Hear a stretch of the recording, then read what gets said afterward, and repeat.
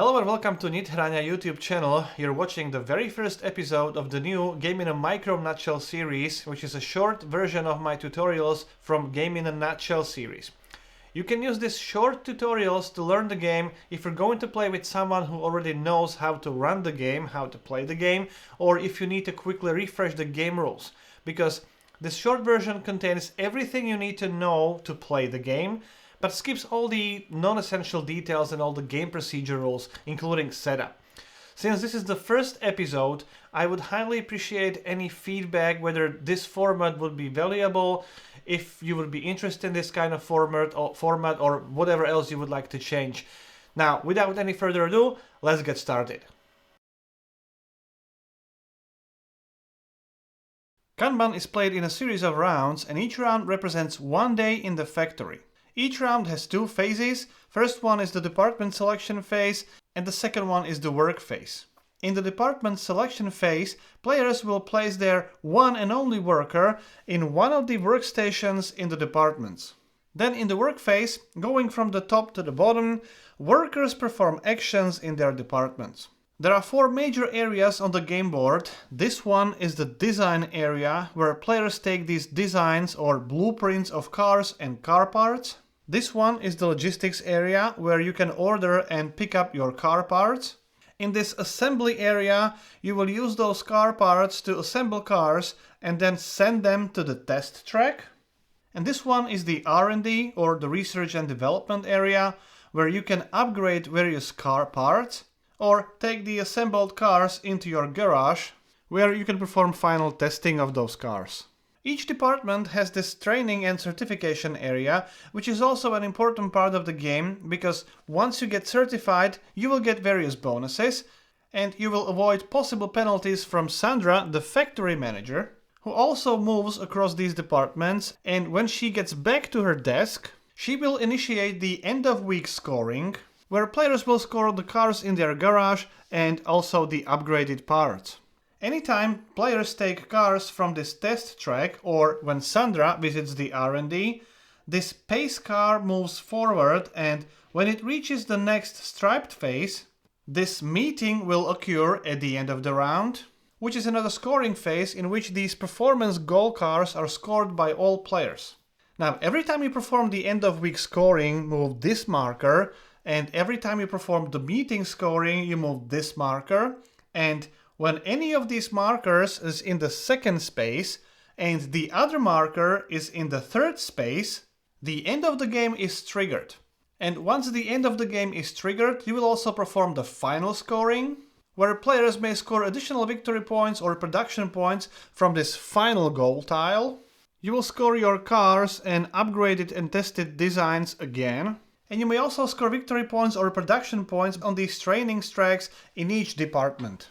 Then the player with the most points is the winner. On your turn, you will choose one of these empty workstations in any department. Place your worker on that space, and the number in the workstation indicates the number of shifts you can take in that department. Basically, you can understand those shifts as action points you can spend in the department, where each task also takes a certain number of action points. So with 3 shifts, 3 action points, you can perform 3 actions in the department. You can work even more if you spend some bank shifts if you have any. However, you may never spend more than 4 shifts per day. In the subsequent rounds, the order in which players choose their new department is from the top of this area to the bottom, including Sandra. You must always choose a different department, and again you must choose an empty workstation in that department. In the second phase, the work phase, players will perform tasks in their departments, starting with the player at the top of this area and then continuing to the bottom. For each shift you spend on trainings, move your marker to the next space in this training track, and if you move to this white area, you become certified, which is indicated by this icon. Then look at the icon of that department. You may discard the corresponding log from your player board, and then move your certification marker to any empty space in the next section of this certification track. Immediately take the benefit shown on that space. You may spend one or more books from your player board, and for each book you spent, you move your marker one space on this certification track.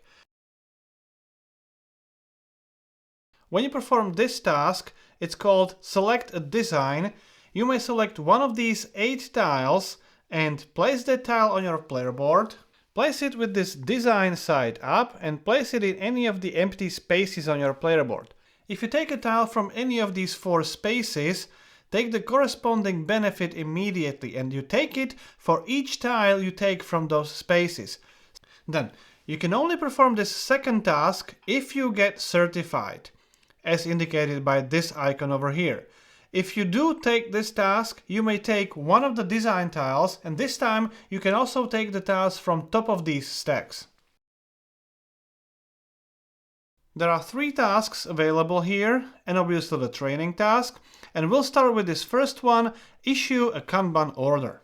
As indicated by this icon, you may only perform the task once per turn, and first you take one banked shift, and then choose one of the Kanban cards from your hand and place it on this warehouse Kanban space. Now, for each symbol that matches the warehouse in this upper section, place the corresponding car part in the warehouse. Then do the same for this lower section.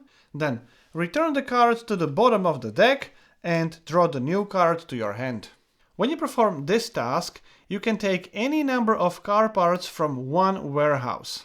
So, for example, you can take all the electronic car parts from this warehouse, and all the car parts must be placed on your player board, and obviously you must have some space available. And finally, you can only perform this third task when you are certified, so when your marker is in this white area, and again you can only perform it once per turn. When you do, you take this car part voucher. You may spend these vouchers when you need a resource and you don't have that resource. You take the voucher, return it to the general supply, and you take one car part from the supply. This is the assembly department. You will add car parts to these assembly lines and move cars down the lines. Every time you perform this task, you may only add one part. You take that part from your player board and place it in any empty space of any model. However, all the parts of one model must be different. If you wouldn't have a suitable car part, you have 2 options. The first one is to use the car parts voucher or to use recycling. Recycling is this area on the game board. It always contains 3 parts and they must be different. Anytime on your turn, you may take one of your parts from your player board and swap that part with another car part from the recycling. If that model would have any upgraded parts, which means that model has any car parts in this upgrade area, then those car parts must be placed first before any other car parts will be placed next to that model. Then, after adding the car part to the model, push the cards forward on this assembly line, then place a new car on the first space. Now, when the car is moved off the end of the conveyor, first gain the indicated number of victory points, then move the card to the end of the line on the test track, which is the line of cars behind this space car. In this R&D department, there are 2 tasks. With the first one, you can upgrade car parts, and with the second one, you can take cars from the test track for final testing.